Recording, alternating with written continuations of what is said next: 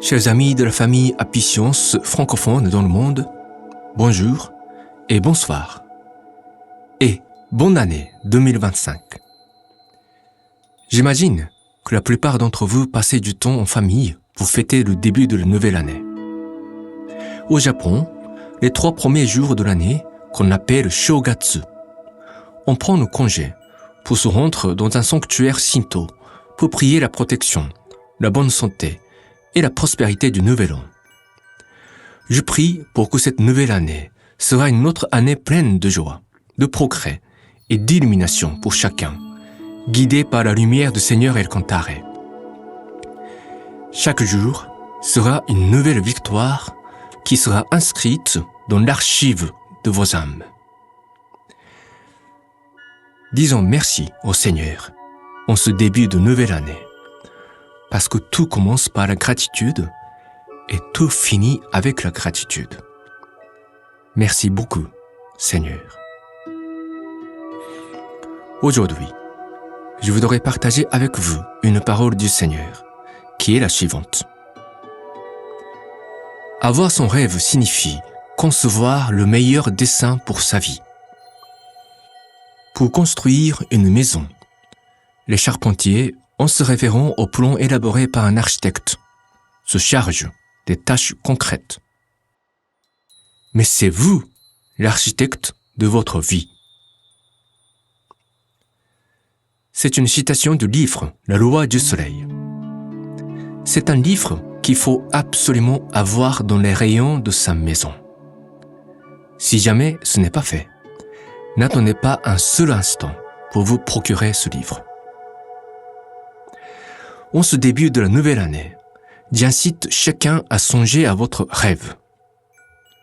Quel est votre rêve? En d'autres termes, quel est votre plan de vie? Maître Okawa dit que c'est vous, l'architecte de votre vie. Si vous n'avez pas un plan précis, cela signifie que vous n'accomplissez pas votre rôle de l'architecte. Et ce n'est pas une bonne chose. Pour créer un plan, il faut toujours l'écrire parce que l'avoir seulement en tête, c'est fragile. Ça peut partir en l'air à tout moment. Quand vous l'écrivez, le plan est extériorisé et rendu visible à vos yeux, qui le captent comme quelque chose qui existe. Une étude célèbre montre que seuls les 3% de jeunes étudiants de l'université avaient l'habitude d'écrire leur objectif de vie sur un papier. 10 ans plus tard, le revenu annuel de ces 3% d'étudiants est 10 fois plus élevé que celui du reste des étudiants. Autrement dit, avoir le rêve précis a une puissance concrète et avérée. Et je crois que cette règle s'applique vraiment à tous, quel que soit le degré de développement de la société dans laquelle chacun vit. J'ai vécu moi aussi cette règle à mon niveau. Quand j'ai rencontré des enseignements d'Apicience en France en 1994. J'étais tellement excité et je voulais les partager avec mes camarades de classe de trompette au conservatoire de Boulogne-Billancourt. Mais je ne pouvais pas, parce que mon niveau de français à l'époque était très médiocre. Il y avait un peu de textes traduits en français par les bénévoles au Japon. Et je me suis procuré de ces textes pour les donner à mes amis. Mais hélas, personne ne les a lus. Parce que la qualité de traduction était tellement mauvaise, avec déjà beaucoup de fautes d'orthographe et de grammaire. Les autres membres japonais d'Apicience qui m'ont précédé dans la sangha d'Apicience à Paris savaient tous ce problème. Mais aucun d'entre eux n'était prêt à relever le défi pour réaliser la meilleure traduction par eux-mêmes. J'étais encore très jeune à l'époque et peut-être un peu audacieux pour prendre la décision. Un jour, je serai capable de parler impeccablement des enseignements d'Apicience en français. C'était il y a presque 30 ans. Et maintenant, je suis devenu ce que je suis. Je pense humblement que je fais partie des gens les plus compétents en matière de la maîtrise de la langue française au Japon, même au-delà de la puissance. Je crois que vous ne verrez qu'assez rarement des Japonais qui parlent français comme moi. Avec le recul, je peux dire au moins une chose avec assurance.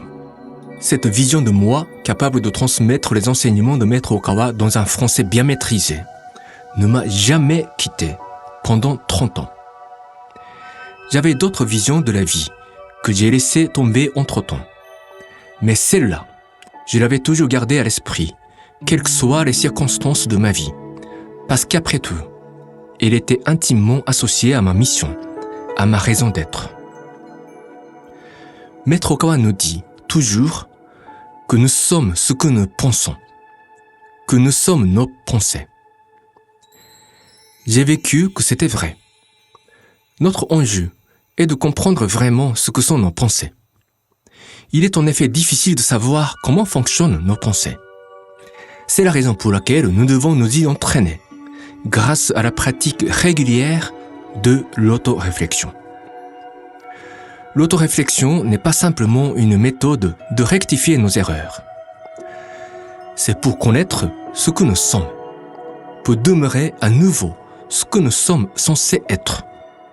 L'autoréflexion et la réalisation de soi ne peuvent être séparées. C'est ainsi que nous pouvons faire un plan qui est adapté à la vocation de nos âmes, un plan qui est en parfaite harmonie avec la raison de notre venue sur Terre.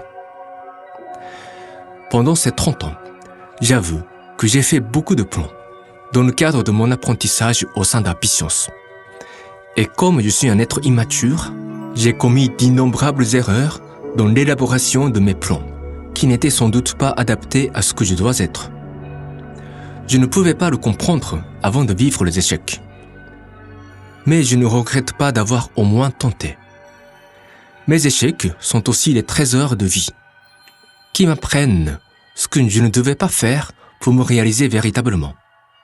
Comme quoi, on ne perd jamais dans la vie, selon le livre « La pensée invincible ». En ce début de l'année, je vous recommande d'écrire votre objectif de vie sur un papier. Je vous envoie en même temps un formulaire qu'on utilise chez Apicience, les 4 vœux universels, que vous pouvez imprimer pour vous si vous en avez les moyens. Ces 4 vœux universels sont les vœux que ceux qui aspirent à devenir des anges ou des bodhisattvas devraient formuler. D'abord, le vœu du salut. On va essayer d'apporter le salut à tous. Ensuite, le vœu de la discipline. On pratique la discipline spirituelle pour rompre avec toutes ces pensées illusoires terrestres. Troisièmement, le vœu de l'apprentissage. On persévère dans notre apprentissage des enseignements du Seigneur El Cantare. Et enfin, le vœu de l'éveil. On continue à progresser sur la voie de Bouddha afin d'atteindre l'éveil. Ces 4 vœux, on les récite ensemble dans le temple. Et en bas, on rédige son vœu pour cette année 2025. Une fois que vous l'écrivez, ne perdez pas ce formulaire. Vous allez le coller au mur ou le conserver là où vous pouvez le lire chaque jour. C'est une manière de concrétiser votre vision. Le Seigneur souhaite que chacun de vous évolue sur le chemin qui vous conduit à devenir ses anges. Les anges sont ceux qui apportent sa lumière en ce monde. Quel que soit votre projet, je vous prie de le mettre en œuvre tout en nourrissant la vision où vous devenez de plus en plus lumineux, de plus en plus proche du Seigneur El Cantare, de plus en plus capable de donner de l'amour et de la joie aux autres. Le Seigneur et ses anges se tiendront certainement à vos côtés pour vous assister dans tout ce que vous allez entreprendre cette année. C'est tout pour aujourd'hui. Je souhaite que chacun d'entre vous puisse démarrer cette nouvelle année 2025 dans la joie et avec la détermination d'aller de l'avant. Encore une fois, bonne année à vous tous, mes amis, et à très bientôt.